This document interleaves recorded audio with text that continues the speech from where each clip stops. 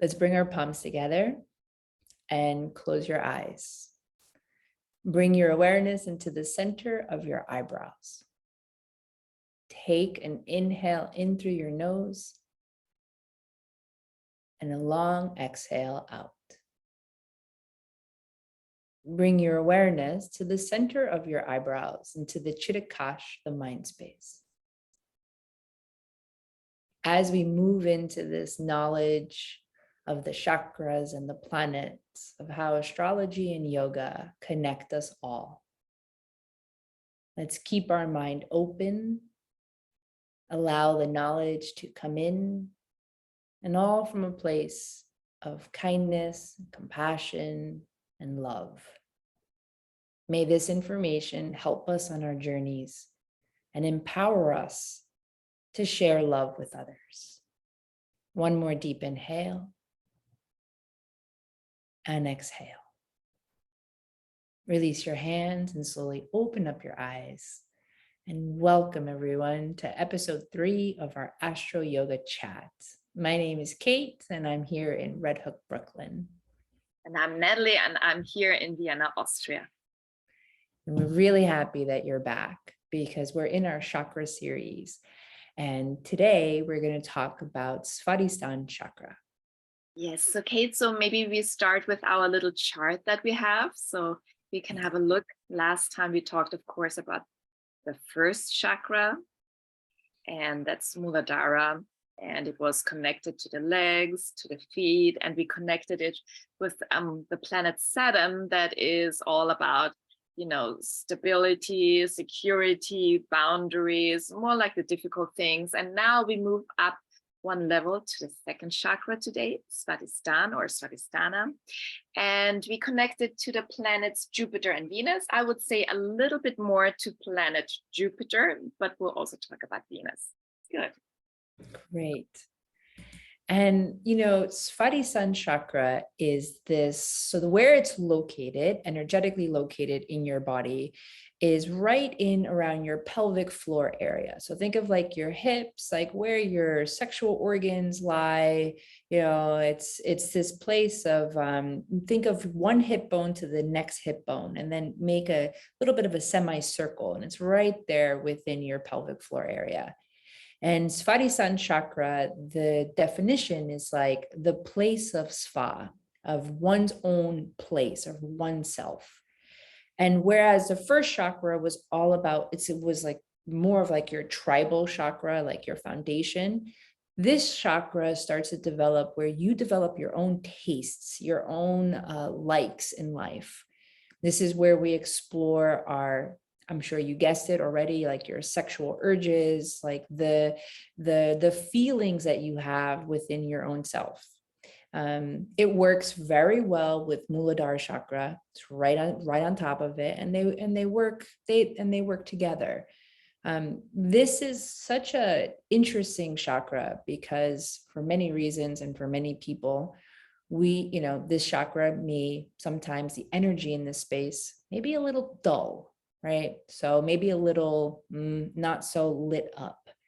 So one of the things, I don't know if we've mentioned yet, but the reason why you would want to study your chakras or want to study these energy centers is to find out within your own self, like what is ignited and what is not, what is moving and what is a bit still.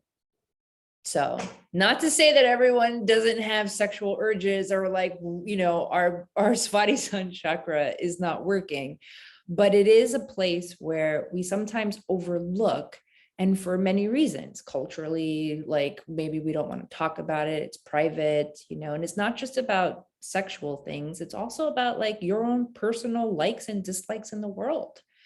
So, the yantra, the symbol of this chakra, is a silver crescent moon. So I want you to think of the 2 points of the moon right by your hip bones, and then the crescent moon goes down. So I'll take a pause for a moment just for us to connect with this space, kind of feel the space, just breathe into this space. And one more thing I will say about this chakra is that this is the chakra where we start to develop the needs for relationships outside of our family, outside of our tribe. So I'll bring it over to Natalie now to talk a bit about the planets.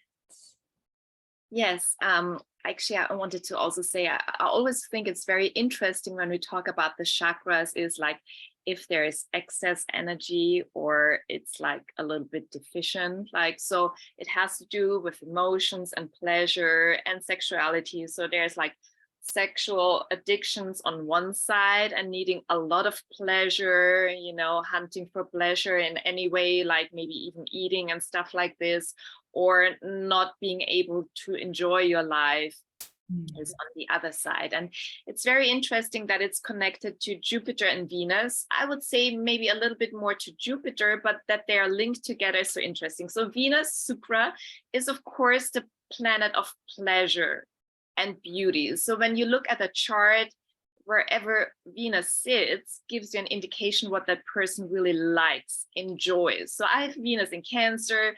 I enjoy my bed.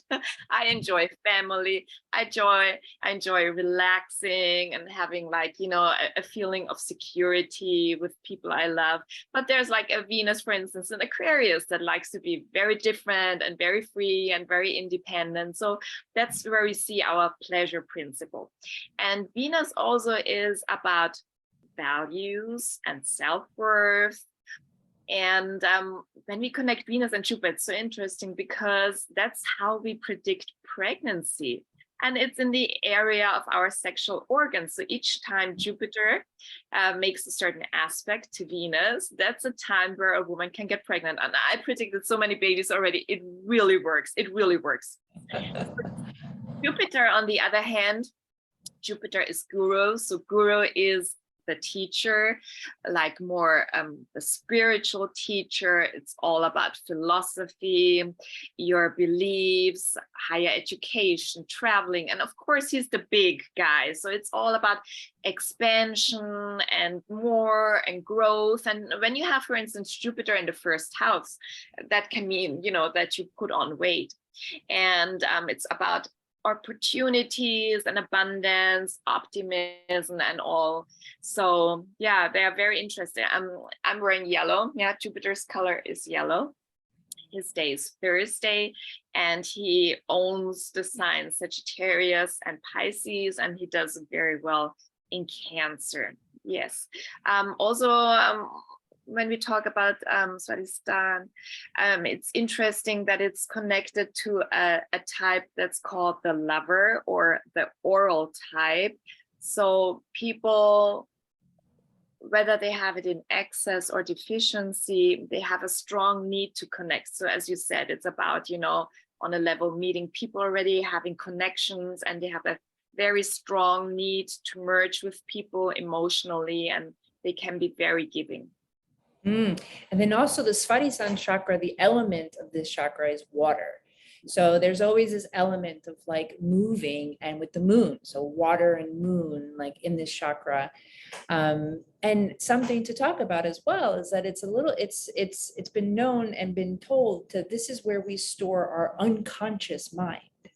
So I one of the things that I love about teaching yin yoga, the style where you hold poses for an extended amount of time, and where you stretch the body, really what we focus on is the lower half, a lot of the lower half of the body. So Muladhara chakra, Swadhisthana chakra. And when you think about like your life and how you store your emotions and where the mind just all of a sudden, like a memory that you have when you were a really young kid, something happens to you, and you know, it doesn't have to be bad. We're not saying it's bad, but let's say something happens and then you just kind of store that emotion someplace within your own unconscious mind. When we start to move into our bodies, which is why movement is so amazing, because when you start to connect with your body, you can start to unlock and unpackage or unpack some of these emotions that we've been storing within us. And if Swadhisthana chakra is this energy place where the unconscious mind dwells, then the things that we've been storing in our unconscious mind, we're just not aware of it, that if they start to come up, one of the things I like to say in my classes and to my students and to myself is like, think of the element of water, of how water moves. And it allows you, like your desires, your own, like your tastes in life, they move, they change, so, allow yourself to be fluid. So, and as Natalie mentioned, when we do talk about chakras and there's deficiencies or excess, look at some of the things in your life and like say, yeah, I'm a little bit too far off here, maybe here. How can I find some balance? Yeah. And that goes back to our first episode when we talked about the gunas. Yes. Also, it develops, or it gets mature between the age of 6 months and 2 years, but also like later on in life, a lot of things can have an effect on that chakra, for instance, because it's connected to the sexual organs. So, if you have sexual trauma or emotional trauma, even later on in life, that can change how that chakra is actually turning and spinning. And also what is interesting, I think, is that like there's inherited trauma, like, Yes. You get from your ancestors, and you might not even, as you said, it's unconscious, you might not even be aware of it. So yoga poses can also help with releasing those kind of traumas, inherited traumas. And isn't that so interesting? So sometimes, when you're on the yoga path or just in life path, right? And you're thinking about, why do I feel this way? Like, why do I react this way? Why? Sometimes the way that things that are happening in your life, or the way that you act in certain ways, could be passed down from you from generation to generation to generation.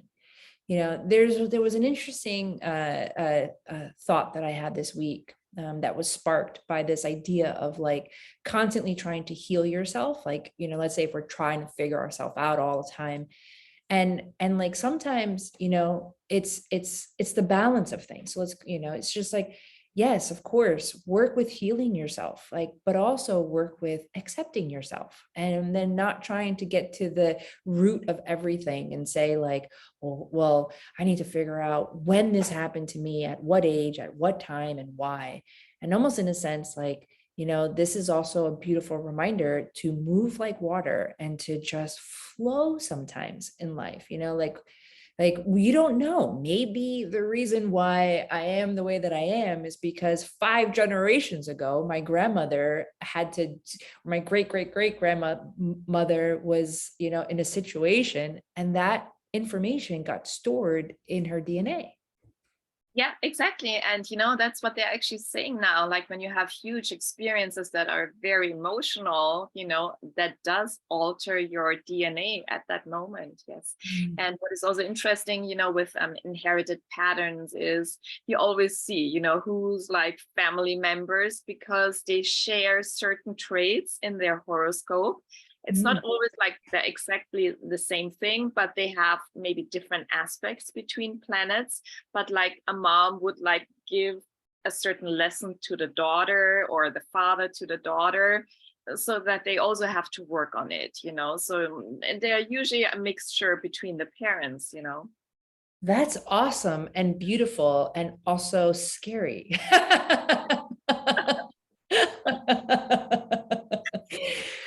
One of the means, so one of the means how we work on all of that, that's why we love yoga so much, because it's such a physical thing, but it's not just physical.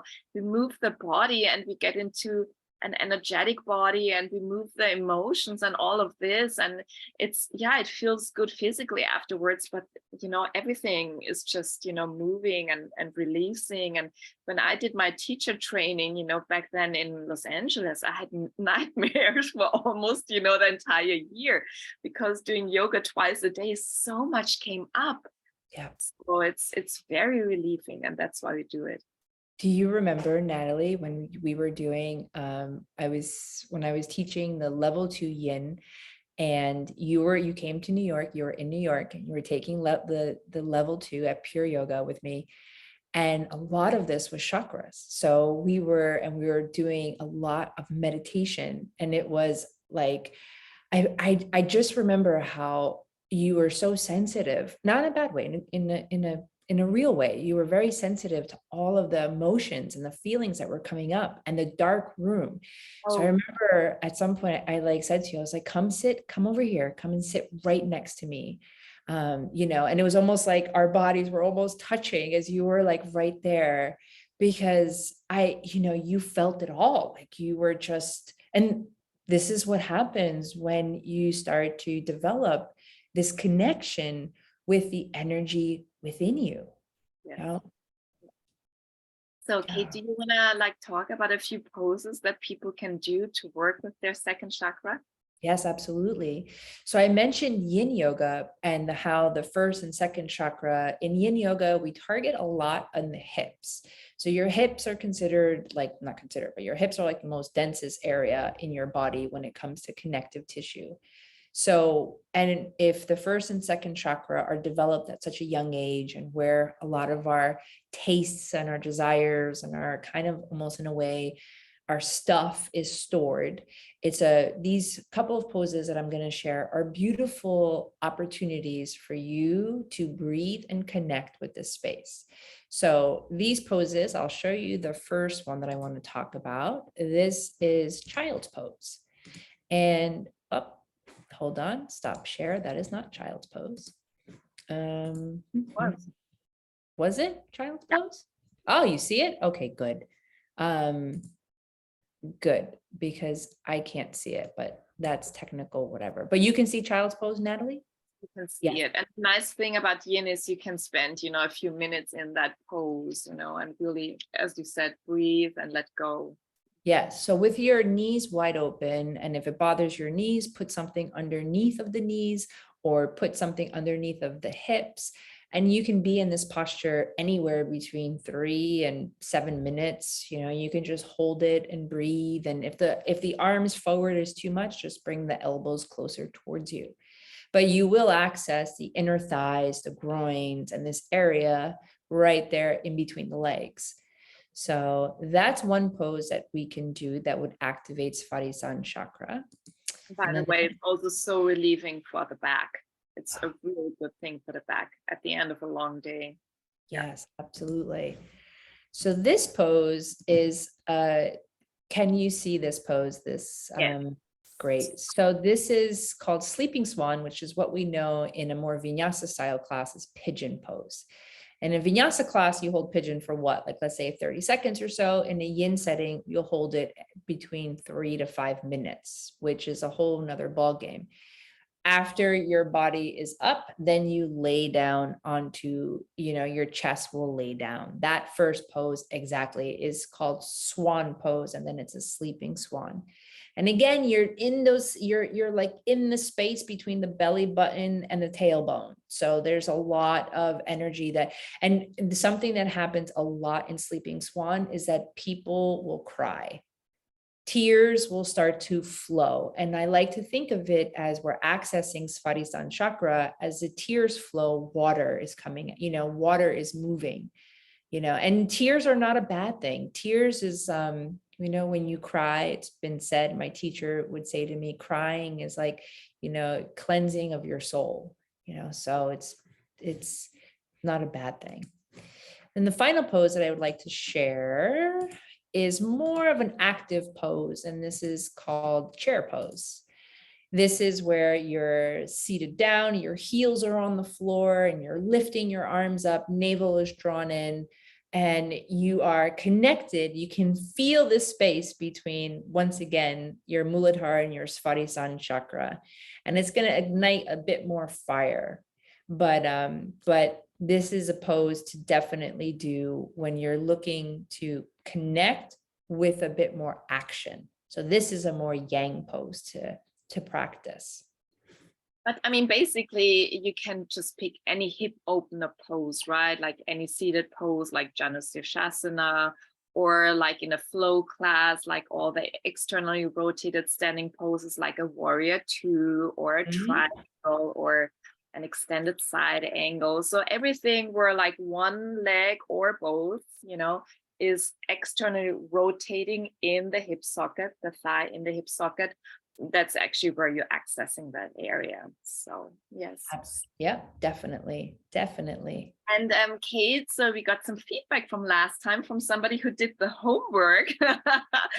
So what about homework, like doing those poses, but maybe also like connecting with mantras or questions like, do I have the right to feel something? Do I feel I have the right to enjoy something?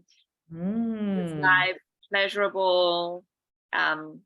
Do I allow myself to feel something fully? I love that. Do I allow myself to feel?